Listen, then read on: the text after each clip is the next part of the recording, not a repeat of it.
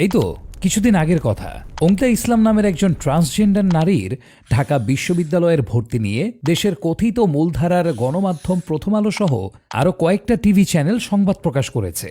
মূলধারার গণমাধ্যম যখন নিউজ করে তখন কি আর বিষয়টি অগুরুত্বপূর্ণ থাকে?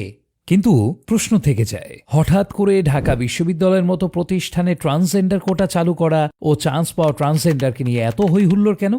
এ প্রশ্নের জবাবে একটু পর আসছি। সম্প্রতি প্রকাশিত নতুন শিক্ষাবর্ষের পাঠ্য বইয়ের বিষয়বস্তু নিয়ে বিতর্ক শেষই হচ্ছে না। পাঠ্য বইয়ে ইতিহাস বিকৃতি, সমকামিতাকে নর্মালাইজ করার অপপ্রয়াস ও অন্য ভাষার লেখা চর্যবৃত্তি করে পাঠ্য বইয়ে নিজের নামে চালিয়ে দেওয়া সহ একের পর এক বিতর্ক সামনে আসছে। ষষ্ঠ শ্রেণীর বাংলা বইয়ের ৮৩ পৃষ্ঠায় ৭ ভাই চম্পা গল্পের প্রচ্ছদচিত্রে সম্পূর্ণ আপত্তিকরভাবে দুইজন নারীকে দেখানো হয়েছে, যা সমকামিতার ইঙ্গিত বহন করে। সপ্তম শ্রেণীর ইতিহাস ও সামাজিক বিজ্ঞান অনুশীলন বইয়ের ৫১ নম্বর পৃষ্ঠায় শরীফার গল্প শিরোনামে এক ট্রান্সজেন্ডারের কথা বলা হয়, যেখানে কোমলমতি শিশুদের বোঝানোর চেষ্টা করা হয় হিজড়া আর ট্রান্সজেন্ডারের মধ্যে কোনো অমিল নেই।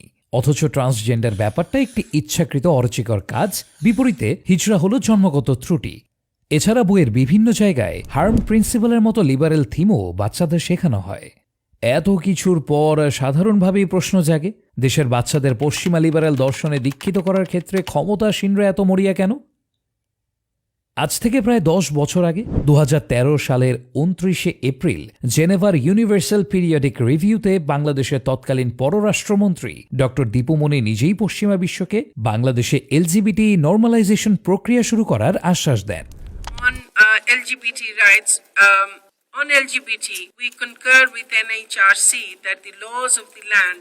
However, we recognize the need for protecting all vulnerable groups of our population, given their constitutional equal rights and freedoms. Moreover, we do not condone any discrimination or violence against any human being on any pretext. এ তো গেল ২০১৩ সালের কথা। ২০২১ সালের June মাসে প্রকাশিত একটি প্রতিবেদনে উল্লেখ করা হয়, বাংলাদেশের শিক্ষা ব্যবস্থাকে উন্নত করতে ইউরোপীয় ইউনিয়ন ৪২৩ কোটি টাকা দিয়েছে। এখন প্রশ্ন জাগে, ইউরোপীয় ইউনিয়ন এশিয়ার ছোট্ট একটি দেশকে উল্লেখযোগ্য কোনো কারণ ছাড়াই এত বড় অঙ্কের আর্থিক সহযোগিতা করছে কেন? এর পেছনে রাজনৈতিক কারণ ছাড়া আর কি উদ্দেশ্য থাকতে পারে? এবার আসি পাঠ্য বইয়ের রচয়িতাদের প্রসঙ্গে। যেসব বইয়ের পাতায় পাতায় ফুটে উঠেছে পশ্চিমা লিবারেল দর্শন, সেই সব বইয়ের রচয়িতারা কেমন? সপ্তম শ্রেণীর ইতিহাস ও সামাজিক বিজ্ঞান বইয়ের রচয়িতা ডক্টর সুমাইরা আহসান সমকামিতার বিয়েকে বৈধ মনে করেন বলে একটি কমেন্টের স্ক্রিনশট পাওয়া যায়। এদিকে আরেকজন লেখক পারভিন জলির ফেসবুক প্রোফাইল ঘাঁটতে গেলে দেখা যায় তার প্রোফাইলের পুরোটাই সমকামিতা সম্পর্কিত পোস্টে ভর্তি। তাদের এইসব বিকৃত মানসিকতার ছাপ বইয়ের লেখাতেও পড়ছে। এরপর আসি ইতিহাস বিকৃতি প্রসঙ্গে। পুরো বই জুড়ে মুসলিম শাসক, বাদশাহ ও সুলতানদের ডিহিউম্যানাইজ করার সর্বোচ্চ চেষ্টা চালানো হয়েছে। বইয়ের শুরুর দিকে সুলতানি আমল, মুঘল আমলকে স্থায়ী শাসন আমল হিসেবে সরাসরি অস্বীকার করা হয়েছে। পুরো বই জুড়েই ডিরেক্টলি বোঝানোর চেষ্টা করা হয়েছে যে তারা শুধু বিদেশি লুটেরা ছিল, বাংলা শাসক নন। বইয়ের আরেক পৃষ্ঠায় মুঘল, ১২ ভূঁইয়া সকলেই নাকি নাম, যশ, খ্যাতির জন্য যুদ্ধ ও সাম্রাজ্য বৃদ্ধি করত, যেন শুধুমাত্র মুসলমানরাই যুদ্ধ করে অশান্তি সৃষ্টি করে। যে বাংলার মুসলিম শাসন আমলে মাত্র ১ টাকায় ৮ মণ চাল পাওয়া যেত, সেই বাংলায় ব্রিটিশদের আগমনের পর একের পর এক দুর্ভিক্ষ লেগেই থাকত। অথচ নতুন বইয়ে নীল চাষিদের উপর অত্যাচার, তাঁত শিল্পের ধ্বংস, মসলিন শিল্পীদের হাতের আঙুল কেটে নেওয়া, এইসবের কোনোই উল্লেখ নেই। লেখকেরা অতি সন্তর্পণে ব্রিটিশদের যাবতীয় অপরাধ মুসলিম শাসকদের উপরে চাপিয়ে দিচ্ছেন। ষষ্ঠ শ্রেণীর বইয়ে বলা হয়েছে সুদূর তুরস্ক থেকে আগত বখতিয়ার খিলজি বিহার ও শিক্ষা প্রতিষ্ঠান ধ্বংস করে। এখানে তথ্যের বিরাট বিভ্রাট ঘটেছে। প্রথমত, বখতিয়ার খিলজি তুরস্ক থেকে নন, তিনি এসেছিলেন বর্তমান আফগানিস্তান থেকে। দ্বিতীয়ত, এই অঞ্চল একসময় বৌদ্ধ অধ্যুষিত ছিল। সেই বৌদ্ধরা কিভাবে এই দেশ থেকে প্রায় সম্পূর্ণভাবে নির্মূল হয়ে গেল তা নিয়ে বিস্তার গবেষণা হয়েছে, তবে তার কোনোটাতেই বখতিয়ার খিলজিকে অনেকগুলো বিহার ও লাইব্রেরি ধ্বংসের জন্য তো দায়ী করা হয়নি। কয়েকজন নালন্দা ধ্বংসের জন্য বখতিয়ার খিলজিকে দায়ী করলেও সেটাকে আবার অধিকাংশ ঐতিহাসিক নাকচ করে দিয়েছেন, due to prejudice rather than fact. Radhakrishna Chowdhury নালন্দায় ১৯৬০ সাল থেকে ১৯৭২ সাল পর্যন্ত পাটনা বিশ্ববিদ্যালয়ের প্রত্নতাত্ত্বিক খননের উপর ভিত্তি করে decline of the university of Vikramshila প্রবন্ধ লিখে পরিষ্কারভাবে দেখিয়েছেন যে বখতিয়ার খিলজির বাংলা অভিযানের সাথে নালন্দার ধ্বংসের কোনো সম্পর্কই ছিল না। রাধাকৃষ্ণ চৌধুরী লিপিতাত্ত্বিক ও প্রত্নতাত্ত্বিক উপাত্ত দিয়ে দেখিয়েছেন যে নালন্দা ধ্বংসের সাথে বিজয় সেনের যুক্ততা ছিল, যিনি কিনা সেন বংশের প্রতিষ্ঠাতা হেমন্ত সেনের ছেলে। তাদের বসবাস ছিল বর্তমান রাজশাহী জেলার গোদাগাড়ি থানার দেওপাড়ায়। দেওপাড়াতে প্রাপ্ত একটি লিপি স্বাক্ষরের ভিত্তিতে তিনি এরূপ সিদ্ধান্ত নিয়েছেন। বইয়ের ফটোতে ময়ূরের ছবি কেন? আজকাল বইয়ের মলাট লক্ষ্য করলেই অনেকগুলো ময়ূরের ছবি দেখতে পাওয়া যায়, অথচ ময়ূর কোনোভাবেই বাংলাদেশের ইতিহাস সংস্কৃতির অংশ নয়। ময়ূর হিন্দুদের দেবতা শ্রীকৃষ্ণের সাথে অধিক সম্পর্কিত। এটা ভারতের জাতীয় পাখিও বটে, কিন্তু আমাদের বইয়ের প্রচ্ছদে বাংলাদেশের জাতীয় পাখি দোয়েল না এসে ভারতের জাতীয় পাখি ময়ূর কেন? বইয়ের প্রাপ্ত ৬০ কি ৭০টা পৃষ্ঠা জুড়েই নানা দেবদেবীর মূর্তি আর মন্দিরের ছবি। বৌদ্ধদের মন্দিরও আছে এতে। ময়ূর, দেবদেবীর মূর্তি, মন্দির ইত্যাদি বারবার দেখানোর উদ্দেশ্য কি?